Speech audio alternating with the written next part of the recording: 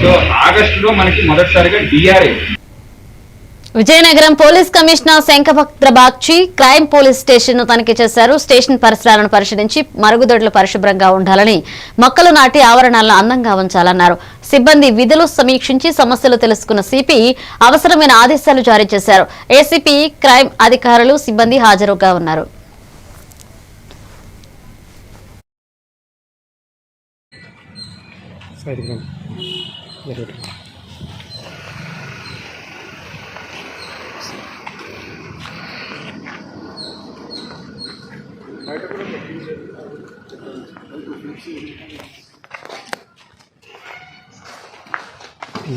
photo తీస్తున్నా